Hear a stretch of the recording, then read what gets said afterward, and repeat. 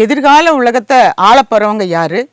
ஏவுகணை உள்ளிட்டு பலமான இராணுவ வலிமையை வச்சிருக்கக்கூடியவங்களா, இல்லை செயற்கை நுண்ணறிவை பலத்தோட வச்சிருக்கக்கூடியவங்களா அப்படின்னு சொல்லி பார்த்தா இன்னைக்கு இவங்க ரெண்டு பேருமே கிடையாது. இவங்க ரெண்டு பேருமே வலிமையா இருக்கிறதுக்கு காரணமான இந்த அரிய தாதுக்களை, அரிய பூமி தாதுக்களை யார் வச்சிருக்காங்களோ அவங்க தான் எதிர்காலத்தில் இந்த உலகத்தையே ஆள போறாங்க. பெட்ரோலுக்கு அப்புறமா இந்த உலகத்தை கட்டி போடக்கூடிய அந்த அரிய வகை தாதுக்கள் அப்படின்னா என்ன, அது இப்போ யாரோட கையில் வச்சிருக்காங்க?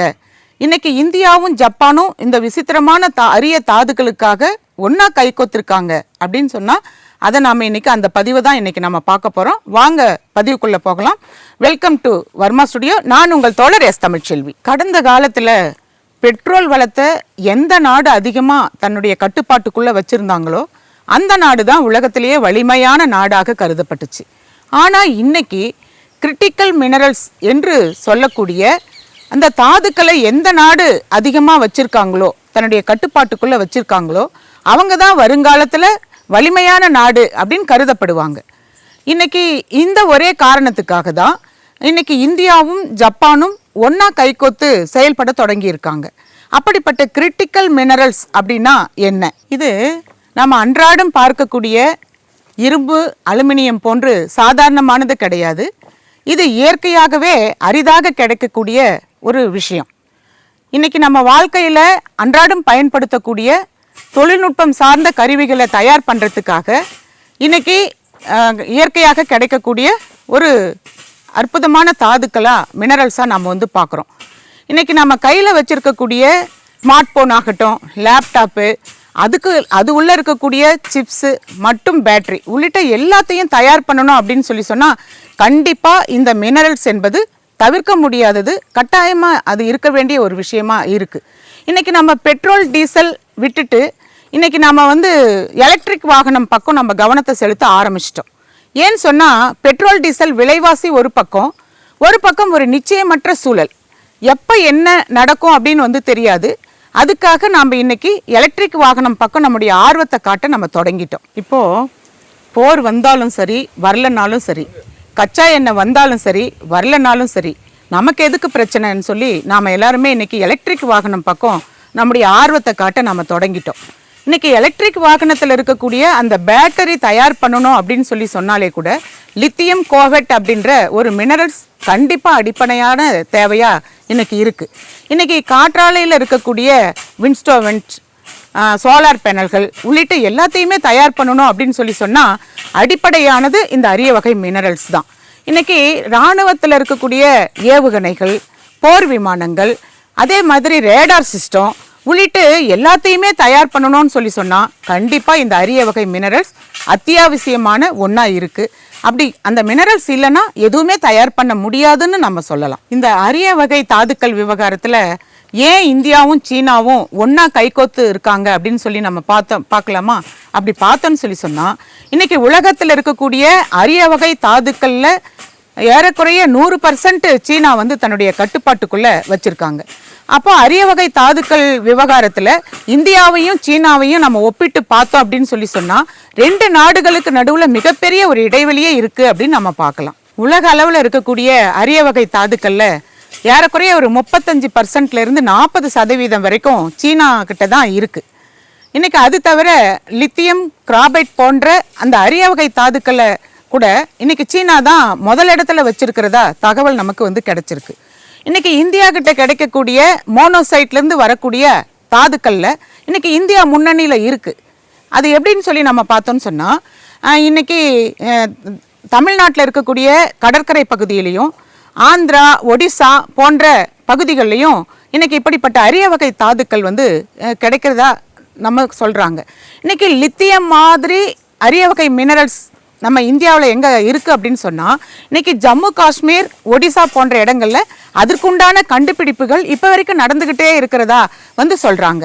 இன்றைக்கி இதெல்லாம் பார்த்தோன்னு சொன்னால் இப்படிப்பட்ட அரிய வகை தாதுக்கள்லேயும் இன்றைக்கி சீனா தான் இன்றைக்கி வந்து முதல் இடத்துல இருக்குது. கண்டுபிடிப்புகள் நம்ம இந்தியாவில் நடந்துக்கிட்டு இருக்கிறதா தகவல்கள் நமக்கு கிடைக்குது. இருந்தாலும் இந்த அரிய வகை தாதுக்களில் முன்னணியில் வச்சுருக்கக்கூடிய இடத்துல இப்போ வரைக்கும் இந்தியாவையும் சீனாவையும் நம்ம ஒப்பிட்டு பார்த்தோன்னு சொல்லி சொன்னால் சீனா தான் முன்னணியில் இருக்குது. இந்தியா இன்னும் ஆரம்ப நிலையில தான் இருக்கு. வெறும் தாதுக்களை வெட்டி எடுக்கிறதோட சீனா நிறுத்திக்கல. உலக அளவில் வெட்டி எடுக்கக்கூடிய தாதுக்கள்ல 85% 90% வரைக்கும் சுத்திகரிக்கக்கூடிய அந்த திறனை சீனா தன்னுடைய கட்டுப்பாட்டுக்குள்ள தன்னுடைய கையில வச்சிருக்கு.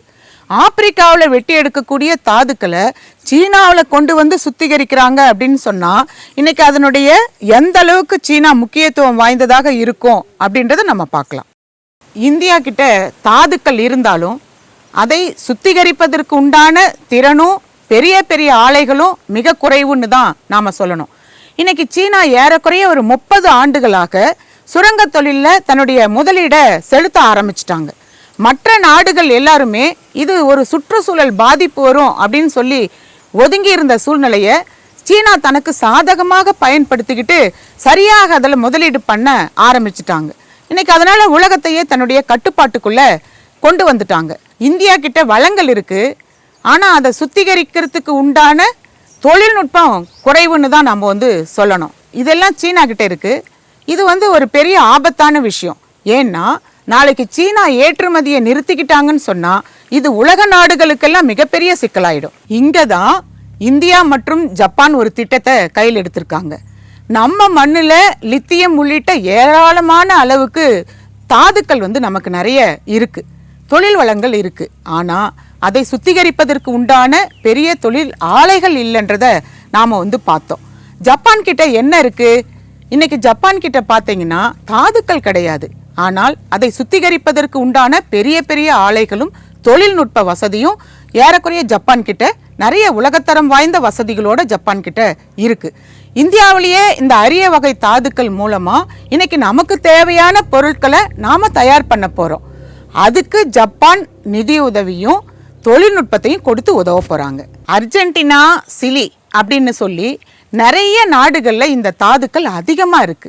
அங்கெல்லாம் இந்தியாவும் ஜப்பானும் சேர்ந்து சுரங்க தொழிலுக்கு முதலீடு செய்ய போறாங்க. இது இந்தியாவுக்கு ரொம்ப முக்கியம்.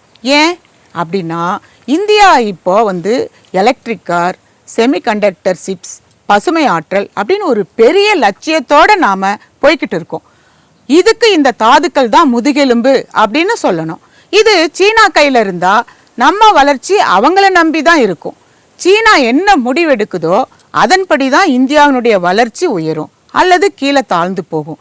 இதெல்லாம் அவங்கள நம்பி தான் இருக்கு. அதெல்லாம் மாத்துறதுக்காக தான் இந்த ஜப்பானுடைய கூட்டணி. 20ஆம் நூற்றாண்டுல ஒரு நாட்டினுடைய அதிகாரத்தை பெட்ரோல் தீர்மானிச்சிச்சு அப்படின்னு சொன்னா 21ஆம் நூற்றாண்டுல அந்த இடத்தை அரிய வகை தாதுக்கள் பிடிச்சிருக்கு. ஸ்மார்ட் போன்ல தொடங்கி ஏவுகணைகள் வரைக்கும் எல்லாத்துக்குமே இந்த அரிய வகை தாதுக்கள் தான் அடிப்படை அப்படின்னு சொல்லலாம்.